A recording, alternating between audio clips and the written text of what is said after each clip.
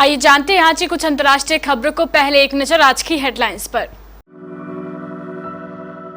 Transfer posting वाले अध्यादेश के खिलाफ रामलीला मैदान में केजरीवाल की आज महारैली। शिवराज की बड़ी घोषणा, आज 1000 रुपए तो जल्द ही सभी महिलाओं के खाते में आएंगे 3000 रुपए।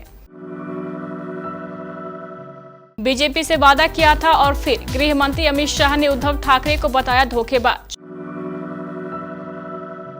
केंद्र के खिलाफ हुंकार भरेंगे केजरीवाल।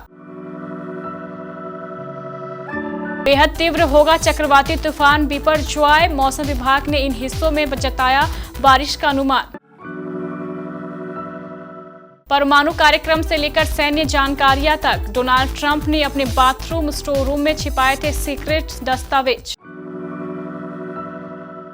इंशाअल्लाह पाकिस्तान डिफॉल्टर नहीं होगा, शहबाज के वित्त मंत्री ने कहा, सरकार के पास है प्लान बी। सोना फिर हुआ सस्ता। रामायण में राम बनेंगे रणबीर कपूर, कंगना रनौत ने पोस्ट शेयर कर कहा, कैसा कलयुग है ये। और शुभमन गिल के विकेट पर बरपा हंगामा, आईसीसी ने बताया क्यों नहीं मिला सॉफ्ट सिग्नल का फायदा।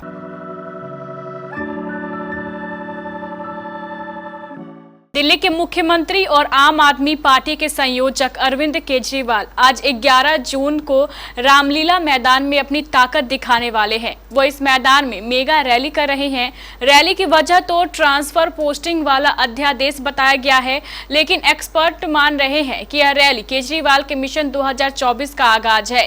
केंद्र सरकार के ट्रांसफर पोस्टिंग वाले अध्यादेश के खिलाफ होने वाली इस रैली में 1 लाख लोगों के आने का दावा किया जा रहा है। वहीं इस पूर्व कांग्रेसी नेता और समाजवादी पार्टी के सहयोग से राज्यसभा सांसद बने कपिल सिब्बल भी शामिल होने वाले हैं। इसके लिए पार्टी ने उनका ट्वीट करके धन्यवाद दिया है। शिवराज सिंह चौहान ने जबलपुर में कहा है कि लाडली बहना योजना में इस समय 1000 रुपए डाले जा रहे हैं, जल्द ही इसे बढ़ाकर 3000 रुपए प्रतिमाह कर दूंगा। शिवराज सिंह चौहान ने कहा है कि अभी इंतजाम हुआ है तो 1000 रुपए प्रतिमाह कर दूंगा, इसे धीरे धीरे बढ़ाकर 3000 रुपए प्रतिमाह कर ले जाऊंगा। उन्होंने आगे कहा है कि जैसे जैसे पैसों का इंतजाम होगा वैसे वैसे राशि भी बढ़ेगी।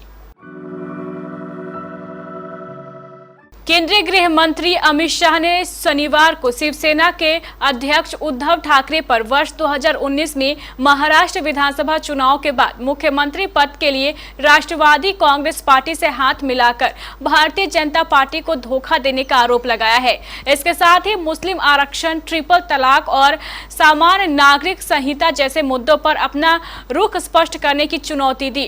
केंद्र में प्रधानमंत्री नरेंद्र मोदी के नेतृत्व वाली सरकार के 9 साल पूरे होने के मौके पर बीजेपी के संपर्क अभियान के तहत नांदेड़ में एक रैली को संबोधित करते हुए अमित शाह ने यहां कहा, मैं पार्टी का अध्यक्ष था, मैं और देवेंद्र फडणवीस नेगोशिएशन करने गए थे, तब उद्धव ठाकरे ने स्वीकार किया था कि बहुमत एनडीए को मिलता है तो फडणवीस फिर से महाराष्ट्र के मुख्यमंत्री बनेंगे।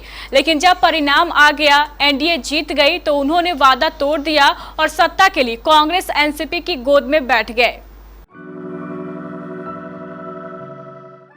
आम आदमी पार्टी ने केंद्र सरकार के अध्यादेश के खिलाफ आज रविवार को रामलीला मैदान में महारैली का आयोजन किया है। पार्टी प्रवक्ता ने दावा किया है कि इस महारैली में कम से कम 1 लाख लोग पहुंचने वाले हैं।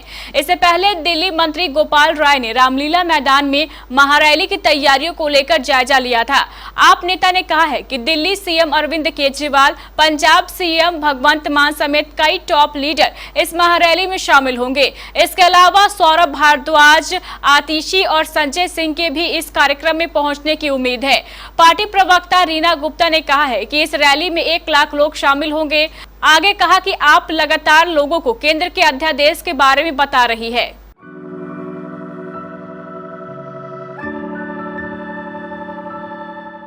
अरब सागर में बना चक्रवाती तूफान बिपरजॉय 5 किलोमीटर प्रति घंटे की गति के साथ उत्तर की ओर बढ़ रहा है और अगले 6 घंटों के दौरान भी ज्यादा तीव्र हो सकता है। भारतीय मौसम विज्ञान विभाग ने यह जानकारी दी है। मौसम विभाग के अनुसार चक्रवाती तूफान बिपरजॉय के लगभग उत्तर की ओर बढ़ने की संभावना है, जबकि 15 जून की दोपहर पाकिस्तान के आसपास और सौराष्ट्र के साथ कच्छ तट के पहुंचने तक का पूर्वानुमान है।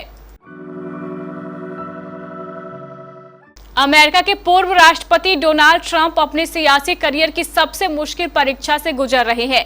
ट्रंप की निजी आवाज से मिले गोपनीय दस्तावेजों से जुड़े आरोपों से जुड़े अभियोजन को सार्वजनिक कर दिया गया है। इसमें उनके खिलाफ 37 आरोप लगाए गए हैं, जिसमें राष्ट्रीय सुरक्षा से जुड़े दस्तावेजों को जानबूझकर अपने पास रखने, इसे लेकर झूठे बयान देने और गोपनीय दस्तावेज अपने पास होने की बात छिपाने तथा न्यायिक प्रक्रिया में बाधा डालने जैसे आरोप लगाए गए हैं। अमेरिकी इतिहास में यह पहला मौका है जब किसी पूर्व राष्ट्रपति पर इस तरह के गंभीर संघीय आरोप लगाए गए हैं। ट्रंप के खिलाफ लगाए गए सभी गंभीर आरोपों में 20 साल जेल तक की सजा हो सकती है।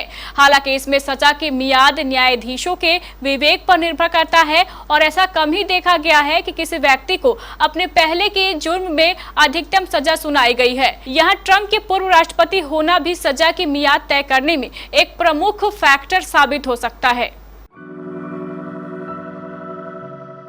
पाकिस्तान के वित्त मंत्री इशाक डार ने शनिवार को स्वीकार किया है कि अगर अंतर्राष्ट्रीय मुद्रा कोष देश के लिए लंबित ऋण जारी नहीं करता है तो उनकी सरकार प्लान बी पर काम कर रही है।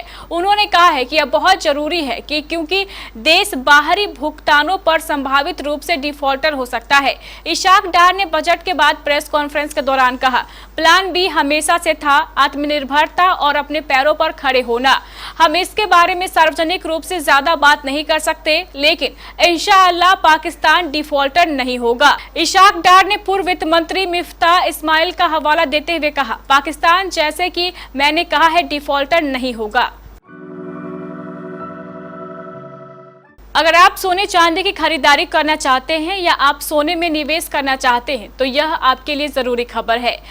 bankbazaar.com के अनुसार आज यानी रविवार को मध्य प्रदेश की राजधानी भोपाल में 22 कैरेट सोने के दाम 56,330 रुपए प्रति 10 ग्राम और 24 कैरेट सोने के दाम 59,150 रुपए प्रति 10 ग्राम पर आ गए हैं। ऐसे में आप सोने में निवेश कर सकते हैं।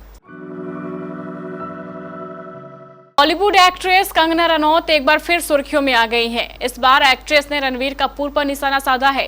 हालांकि उन्होंने नाम नहीं लिया, पर जिस तरीके से लिखा है साफ तौर पर समझ में आ रहा है कि वह रणवीर कपूर ही है। दरअसल डायरेक्टर नितेश तिवारी ने कुछ दिनों पहले ही रामायण फिल्म की घोषणा की है। उसमें बताया गया है कि फिल्म में राम का किरदार रणवीर कपूर निभाएंगे और सीता आलिया भट्ट बनेंगी। वहीं कंगना की बात करें तो आखिरी बार इसने फिल्म धाकर में देखा गया था, जो कि एक स्पाई थ्रिलर फिल्म थी। जल्दी एक्ट्रेस की फिल्म इमरजेंसी रिलीज होगी, जिसका दर्शक बेसब्री से इंतजार कर रहे हैं। अपने ट्वीट में कंगना रनौत ने रणवीर कपूर को लेकर बहुत ज्यादा चौंकाने वाली बातें कही हैं। भारतीय टीम इस समय ऑस्ट्रेलिया के खिलाफ वर्ल्ड टेस्ट चैंपियनशिप का फाइनल खेल रही है। मैच के चौथे दिन 10 जून को ऑस्ट्रेलियाई टीम ने 8 विकेट पर 270 रन बनाकर दूसरी पारी घोषित कर दी और टीम इंडिया को मैच में 444 रनों का बड़ा टारगेट दिया। इसके जवाब में भारतीय टीम की शुरुआत सधी हुई रही, लेकिन उसने 41 के स्कोर पर पहला विकेट गंवा दिया। शुभमन गिल 18 रन बनाकर स्लिप पर कैमरन ग्रीन के हाथों कैच आउट हुए, मगर गिल का यह विकेट काफी विवादित रहा। इसमें गिल को सॉफ्ट सिग्नल नियम का भी फायदा नहीं मिला। ऐसा क्यों हुआ, इसको लेकर आईसीसी ने एक बयान जारी भी किया है।